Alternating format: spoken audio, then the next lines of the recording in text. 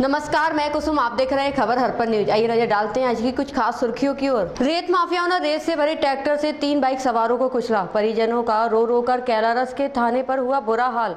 वहीं थाना के प्रभारी ओपीआर नहीं निकले अपने आवास से। रेत माफियाओं ने रेत से भरे ट्रैक्टर से 3 बाइक सवारों को कुचला। परिजनों का रो रो कर कैलारस के थाने पर बुरा हाल हुआ। वहीं थाना के प्रभारी ओपीआर नहीं निकले अपने आवास से। वहीं दूसरी घटना, तुरी से भरी ट्रैक्टर ने 4 व्हीलर में जा रहे दंपतियों को टक्कर मारी। टक्कर और महिलाओं को भी पीटा और ट्रैक्टर को थाने में जब्त कराया गया है। इतनी घटनाओं के बावजूद भी थाना प्रभारी का दिल भी नहीं। प्रदेश के ऊर्जा मंत्री प्रद्युम्न सिंह तोमर कोरोना संक्रमण को लेकर लगातार अधिकारी और समाज सेवी संस्थाओं के साथ बैठक कर रहे हैं।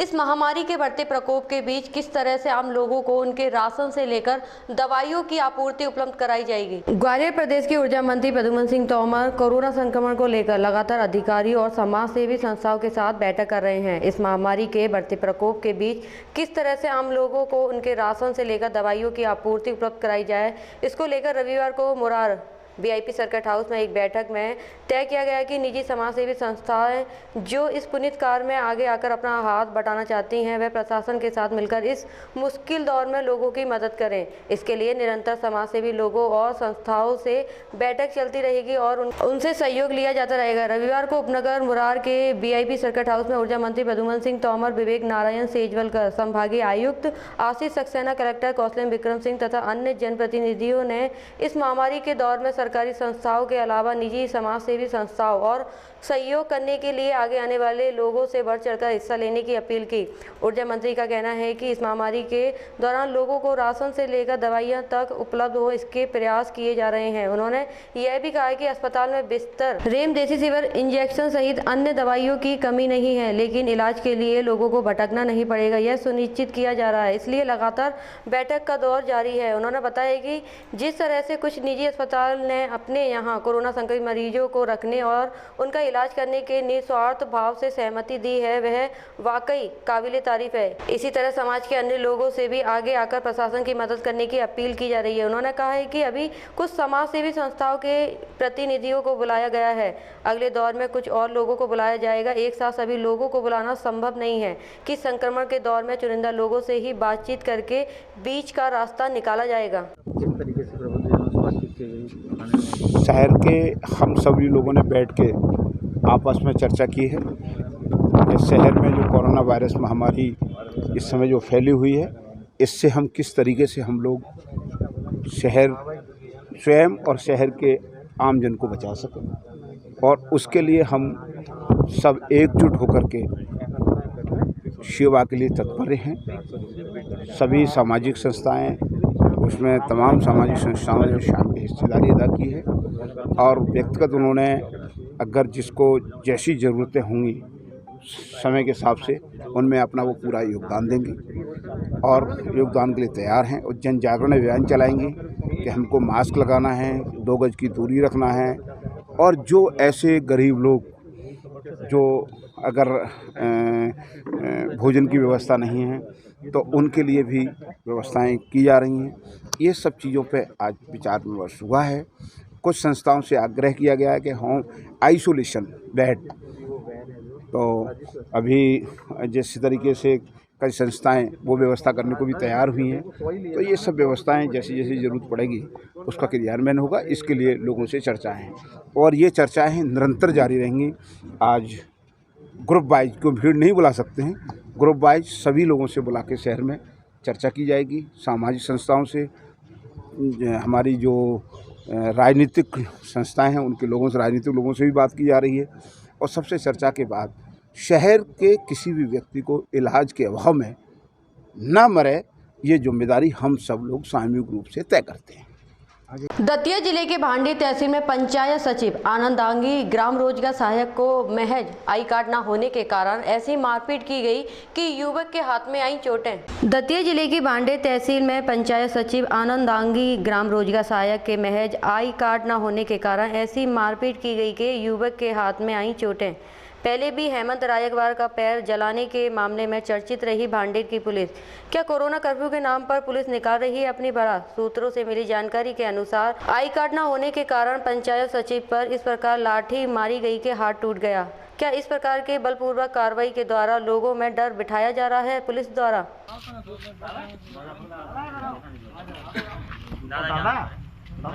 दादा शांति से सब कुछ होगा। दादा शांति से दादा सब कुछ होगा। दादा शांति से बाहर के नहीं है सब लोग ऐसी बात करोगे दादा।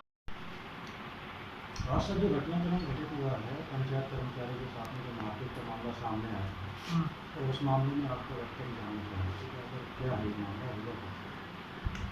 आज लगभग शाम को 7 बजे के आसपास पंचायत सहायक कर्मचारी हैं पंचायत समिति, वो कोरोना से ड्यूटी लगी थी उनकी, तो वो क्या कहते हैं निकल रहे थे। तो पुलिस चेकिंग के दौरान उनसे पूछा गया कि आइडेंटिटी कार्ड कहाँ है, तो उनके द्वारा आइडेंटिटी कार्ड नहीं बताया गया। तो इस सेक्शन में फिर थोड़ा सा भागने की कोशिश की, तो उनके द्वारा एक शिकायत की गई कि उसमें पुलिस के द्वारा मारपीट की गई, जिस संबंध में उनसे आवेदन ले लिया गया है और उनका मेडिकल करा के जो भी उचित कार्रवाई होगी वो कानूनी वो विधि संगत कार्रवाई की जाएगी। इस प्रकार से एप्लीकेशन ड्रॉप की गई, मेडिकल के बाद ही पता चलेगा कि क्या कार्रवाई होगी। मतलब अब ये तो जांच का विषय है। सर फरियादी का कहना यह था कि एडीओपी साहब वहाँ पे खड़े हुए तो उनके सामने हमारे साथ में मारपीट हुई है। सर बिल्कुल मैं वहाँ पे स्थिति था, इसीलिए मुझे अभी इसी की जांच करना है कि किसने मारा, क्योंकि फरियादी खुद नहीं पहचान पा रहा है, लेकिन फिर भी उसने आवेदन दिया है उसमें और मेडिकल होगी उसके बाद ही जाँच के बाद पता चल पाएगा। सर जो आवेदन दिया गया है वो पुलिस के खिलाफ ही दिया गया है? हाँ, पुलिस के खिलाफ ही दिया गया है। उस पर आपके द्वारा क्या कार्रवाई की जा रही है? अभी तो फिलहाल तो पहले आवेदन के उनसे जो चोट लगी है उसके हिसाब। वक्त प्रदेश में कोरोना संक्रमण के चलते हिंदू समुदाय दोनों ही त्योहार घरों में रहकर मनाने के आदेश प्रशासन द्वारा किए गए हैं, किंतु रमजान के चलते दतिया शहर के बसोकापुरा में मुस्लिम समुदाय द्वारा भीड़ एकत्रित कर रमजान की नमाज की जा रही थी। इस वक्त प्रदेश में कोरोना संक्रमण के चलते हिंदू मुसलमान दोनों ही त्योहारों घरों में ही रहकर मनाने के आदेश प्रशासन द्वारा किए गए हैं, किंतु रमजान के चलते दतिया शहर के बसोकापुरा में मुस्लिम समुदाय द्वारा भीड़ एकत्रित कर रमजान की नमाज की जा रही थी। तो इस प्रकार आपदा की घड़ी में धारा 188, धारा 144 का उल्लंघन है। नमाज की सूचना मिलते ही कोतवाली थाना प्रभारी धनेन्द्र भदौरिया पुलिस बल के साथ जा पहुंचे और नमाज अदा कर रहे लोगों को नमाज के बाद गिरफ्तार कर कोतवाली ले आए। मीडिया को बताते हुए थाना प्रभारी कोतवाली धनेन्द्र भदौरिया ने कहा कि पकड़े गए आरोपियों पर आपदा प्रबंधन की धारा के तहत कार्रवाई की जाएगी। हरदौल मोहल्ला में बांसों का पुरा है जी, वहाँ पे एक काफी भीड़ इकट्ठी करके नमाज करा रहे थे, तो उनको लेके आए, उन पे कानूनी कार्रवाई कर। उर्मी की पोरसा रोड पर मंगेश्वर मंदिर के सामने स्थित 3 दुकानों में आज दोपहर को शॉर्ट सर्किट की वजह से आग लग गई। आग देखते देखते एक से दूसरी और दूसरी से तीसरी दुकान में लग गई। गोरमी की पोरसा रोड पर रंगेश्वर मंदिर के सामने स्थित 3 दुकानों में आज दोपहर को शॉर्ट सर्किट की वजह से आग लग गई। आग देखते देखते एक से दूसरी और दूसरी से तीसरी दुकान में लग गई, जिससे दुकानों में रखा लाखों का माल जलकर खाक हो गया है। तभी मौके पर गुजर रहे राहगीरों और आसपास के दुकानदारों ने पुलिस और नगरीय प्रशासन को सूचित किया। सूचना के लगभग 1 घंटे के बाद फायर ब्रिगेड वहां आई। तब वहां उपस्थित लोगों ने अपनी बड़ी मेहनत से हैंडपंप से बाल्टी भर भर कर आग बुझाने का कार्य किया। आग इतनी भयानक थी कि देखते देखते आग ने एक विकराल रूप धारण कर लिया। फिर जब सामने बसती हुई फायर ब्रिगेड मौके पर पहुंची तो वहां उपस्थित लोगों के अंदर दवा गुस्सा फूट पड़ा। प्रत्यादर्शी की माने तो उसका कहना था कि यदि प्रशासन समय पर आकर अपना काम कर देते हैं तो इन गरीबों का लाखों का नुकसान नहीं होता। कोरोना के दौर में गरीब दुकानदार का यह नुकसान उसकी कमर तोड़ने के लिए काफ़ी है। क्या नाम भैया? श्री संत त्रिपाठी। क्या घटना हुई है आपकी दुकान? मैं यहाँ से ग्वालियर गया तो आधे घंटे बाद फोन आया कि आँच लग गई दुकान में। कितना नुकसान हो गया होगा? नुकसान 3.5 लाख रुपए का नुकसान हो गया। 2 फ्रिज हैं और गुटखा राशि वगैरह थी, बिंदल थे, सिगरेट भी थी। किससे लगी थी आग? ये अज्ञात लगी है, पता नहीं किससे लगी है, मालूम नहीं किससे लगी। यहाँ से मैं गया हूँ 12:30 पौने 1 पे। आधे घंटे बाद पता चला आँच लग गई। फायर ब्रिगेड आई थी? फायर ब्रिगेड आई है, लेकिन टाइम लगने के कारण पहले इधर से बता रहे थे लोग। फायर ब्रिगेड में पानी न होने के कारण फिर उधर भी लग गई। और देखते देखते लोगों के सामने ही ठेला जल गया। फायर ब्रिगेड में पानी नहीं था। आगे ब्रिगेड में बता रहे पानी कम होने के कारण दोबारा गई है, लेट होने से आए हैं तो इधर- बता रहे सुना दिए। शहर के एक निजी अस्पताल में लोटस के कोविड-19 सेंटर में एक अधेड़ी महिला के साथ दुष्कर्म की कोशिश का एक सनसनीखेज मामला सामने आया है। हैरानी की बात यह है कि महिला कोविड-19 की पेशेंट थी। ग्वालियर शहर के निजी अस्पताल लोटस के कोविड सेंटर में एक अधेड़ महिला के साथ दुष्कर्म की कोशिश का सनसनीखेज मामला सामने आया है। हैरानी की बात यह है कि महिला कोविड-19 पेशेंट थी और ऑक्सीजन की कमी के चलते एक निजी अस्पताल के कोविड सेंटर में भर्ती एक दिन पहले ही यानी 16 अप्रैल को वह शिवपुरी की रहने वाली इस महिला को उसके परिजनों सर्दी जुकाम खांसी और बुखार की शिकायत के बाद ग्वालियर लेकर आए हुए थे। उन्होंने हॉस्पिटल रोड स्थित लोटस अस्पताल में उसे इलाज के लिए भर्ती कराया था, जहां महिला का कोरोना टेस्ट किया गया जिसमें वह पॉजिटिव पाई गई थी। इसके बाद ऑक्सीजन की कमी के चलते उसे आईसीयू में भर्ती कराया गया था। गोल्डन विलेज नामक रेस्टोरेंट में लोटस अस्पताल का इन दिनों कोविड-19 सेंटर चल रहा है। परिजनों का कहना है कि वार्ड बॉय विवेक लोधी ने पहले रात 11 बजे से रात 12 बजे दरवाजे की कुंडी लगाकर महिला के शरीर पर छेड़खानी की। महिला द्वारा अपने परिजनों को फोन करने के बाद वे लोग वहां पर आ गए और आरोपी को पकड़ लिया, लेकिन परिजनों का आरोप है कि अस्पताल के संचालक डॉक्टर प्रशांत अग्रवाल ने अपने स्टाफ के अन्य सहयोगियों की मदद से आरोपी विवेक को छुड़वा दिया है और उनके साथ मारपीट भी की है। उनकी मांग है कि विवेक के खिलाफ तो छेड़खानी का मामला दर्ज कर लिया गया है, लेकिन उसे संरक्षण देने वाले डॉक्टर अग्रवाल के खिलाफ कोई कार्रवाई नहीं की गई है, अतः उसके खिलाफ सख्त कार्रवाई की जाए। पुलिस ने मामले की जांच पड़ताल शुरू कर दी है और आरोपी को गिरफ्तार कर लिया गया है।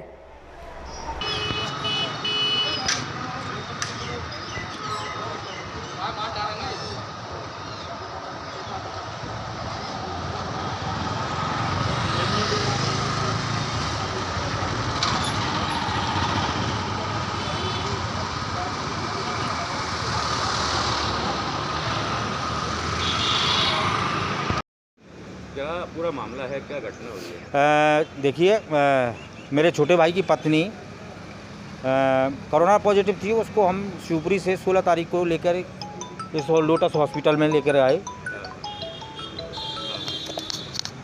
और लोटस हॉस्पिटल में हमने लोटस हॉस्पिटल के ये कोविड सेंटर है गोल्डन विलेज, वहाँ हमने उनको भर्ती कराया। 16 लोटस का ही है भी? हाँ, लोटस का ये कोविड सेंटर है ये। ठीक है। और जब 17 तारीख को हमारा पेशेंट ऑक्सीजन पे आ गया। ऑक्सीजन पे आने के बाद में रात में 11 बजे एक वार्ड बॉय है जिसका नाम विवेक लोधी है, वो रात में 11 बजे हमारी पेशेंट के कमरे में जाता है और कमरे में जाके पूछता है कोई दिक्कत तो नहीं है। तो उन्होंने कहा कि थोड़ा सा अच्छा नहीं लग रहा। तो जैसे ही उसने ये लगा तो उसने गया पेशेंट के पास गया और पेशेंट के मैक्सी की जो चैन थी, छाती की चैन थी, वो चैन खोली और अंदर हाथ डालकर उसने उसको टटोलना शुरू किया। और तो पेशेंट को ऐसा लगा कि शायद ये कोई हिस्सा होगा, कोई प्रक्रिया होगी जांच की। लेकिन जब वो वहाँ से हटके फिर उसने नीचे के प्राइवेट पार्टों की तरफ बढ़ा और उसने हाथ डाला, तब उसको कुछ ऐसा लगा। तो उन्होंने कहा कि नहीं भैया मुझे कुछ नहीं हो रहा, आप हटिए। तो उस समय तो वो चला गया। इसके बाद रात में 12 बजे फिर लौट के आया। फिर उसने पूछा कि अब कैसा लग रहा है? तो उसने कहा भैया तुम क्यों आ गए, मुझे कुछ नहीं लग रहा, मुझे सब बढ़िया है। उसके बाद उसने कुंडी बंद की और कुंडी बंद करने के बाद में फिर वही प्रक्रिया उसने जब उसने विरोध किया, चीखना चिल्लाना किया, तब उसने उसको छोड़ के वो भागा। उसके बाद उसने अपने बेटा जो यहाँ पे होटल में रुका, बलात्कार करने का प्रयास किया? उसकी नीयत साफ वही थी, प्रयास की मतलब उसका मंतव्य वही था, कुंडी बंद करना। और चूँकि आप समझ सकते हैं कि मामला कितना संवेदनशील है कि कोरोना हमारे पास कल रात को एक मामला आया था सामने, जहाँ पे एक कोविड पेशेंट जो थी भर्ती थी, 50 साल की उम्र थी, उनके साथ वार्ड बॉय ने गलत काम किया।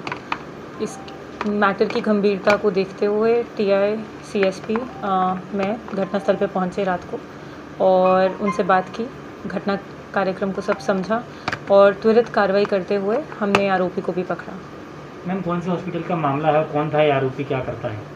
ये आरोपी वहाँ का वार्ड बॉय है और ये गोल्डन रिजॉर्ट करके गोल्डन होटल है एक, जो कि बेसिकली कन्वर्टेड है पेशेंट्स के लिए कोरोना के चलते, वहीं पे घटनास्थल हुआ।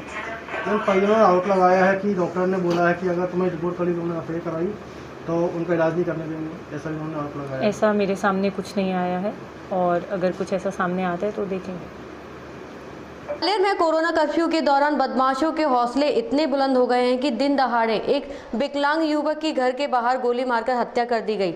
बाइक पर सवार होकर आए 3 बदमाशों ने यह वारदात को अंजाम दिया। दरअसल माधोगंज थाना क्षेत्र के गुड़ातलैया के पास की यह घटना है, जहां आज गुड़तलैया निवासी विनोद कुशवाहा नाम का एक विकलांग युवक अपने पड़ोस के साथ घर के बाहर बैठकर ताश खेल रहा था। तभी वहां का रहने वाला बदमाश जगदीश कुशवाहा अपने 2 अन्य साथियों के साथ वहां बाइक पर सवार होकर पहुंचा और उन्होंने उन लोगों से पैसे चुराने का प्रयास किया। जब इस बात का विरोध विकलांग विनोद ने किया तो बदमाशों ने अवैध देसी कट्टा निकालकर उसे गोली मार दी। गोली सीधे विनोद के सर में जा लगी, जिससे वह नीचे गिर गया और बदमाश गोली मारकर फरार हो गए। तभी आसपास के लोगों ने पुलिस को सूचना देकर घायल विनोद को जयारोग अस्पताल लेकर पहुंचे, जहां डॉक्टरों ने उसे मृत घोषित कर दिया है। दिन दहाड़े हुई इस घटना की वारदात की सूचना मिलते ही पुलिस मौके पर जा पहुंची, जहां प्रत्यक्षदर्शियों ने पुलिस को पूरा घटनाक्रम बताया। वहीं पुलिस ने विकलांग युवक के शव को पीएम के लिए रवाना कर फरार हुए बदमाशों के खिलाफ हत्या का मामला दर्ज कर उनकी तलाश शुरू कर दी है।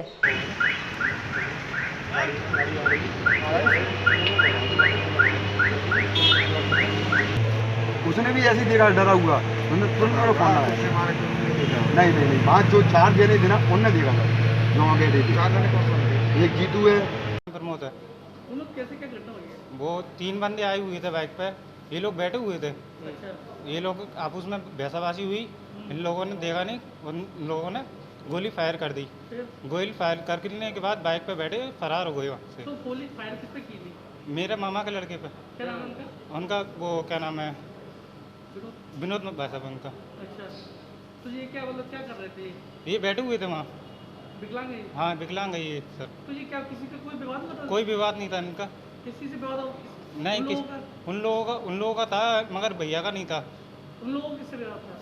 उन लोगों का, ये बगल में बैठे हुए थे, उन लोगों का था। अच्छा, तो ये बीच में क्या कर रहे थे? जी बीच में चाकू चक्कर में हो गया। क्या नाम था उनका? वो उसका नाम मना है। और वो 2 लोग और थे? वो 2 लोग और संग में थे, वो उन लोगों ने बताया नहीं। बदमाश है ये? हाँ बदमाश है ये। कहाँ की घटना? ये घोड़ा की 13 बटालियन गेट। ये गुड़ा तलैया के पास में एक विनोद कुशवाहा रहते हैं। ये और इनके कुछ परिजन लोग बैठे हुए पत्ते वत्ते खेल रहे थे। तो वहाँ का पुराना बदमाश है मना उर्फ जगदीश कुशवाहा, वो 2 अन्य लोगों के साथ में आया और पत्ते पैसे कुछ उनके पैसे छुड़ाने का प्रयास किया, ऐसा अभी प्राथमिक उसमें पता चला है। और उसके बाद कुछ विवाद होने पे एक व्यक्ति ने विनोद को गोली मार दी। तो क्या उम्र होगी, क्या करते थे? ये 45 साल करीब उम्र है, पैर से अपंग है ये, और बाकी जानकारी अभी ले रहे हैं। कोरोना कर्फ्यू के दौरान रविवार की सुबह 9:30 बजे से सड़कों पर पुलिस के तेवर बदलते हुए नजर आए। आज पुलिस 100 रुपए का जुर्माना वसूलने पर जोर देने की बजाय आंखें दिखाने के साथ साथ डंडे भी दिखा रही थी। कोरोना कर्फ्यू के दौरान रविवार की सुबह 9:30 बजे से सड़कों पर पुलिस के तेवर बदले हुए थे। आज पुलिस 100 रुपए का जुर्माना वसूलने पर जोर देने की बजाय आंखें दिखाने के साथ डंडे भी दिखा रही थी। व्यक्ति देखकर डंडे भी चला रही थी। घूमने के मूड से निकले युवाओं से उठक बैठक भी लगवाई गई। अब दवाई लेने जा रहे या पर्चा देख लो, मजबूरी में निकलकर रिश्तेदार की तबीयत खराब है, इस तरह के अनचाहा बहाने सिपाही से लेकर टीआई तक सुनने को तैयार नहीं थे। बस एक ही जवाब, घर वापस जाओ या फिर कोई दूसरा इलाज करना पड़ेगा। सड़कों पर पुलिस की सख्ती आईजी अविनाश शर्मा की फटकार का नतीजा थी। आईजी ने साफ शब्दों में कहा है कि 3 दिन से सड़कों पर क्या तमाशा चल रहा है। लोग कोरोना कर्फ्यू में घूम रहे हैं, संक्रमण बढ़ रहा है। अब वक्त आ गया है कि पुलिस फ्रंट पर मोर्चा संभाले। सड़क पर भीड़ नजर आई तो सिपाही से लेकर टीआई तक निलंबित होंगे। एसएसपी व सीएसपी को जवाब देना पड़ेगा।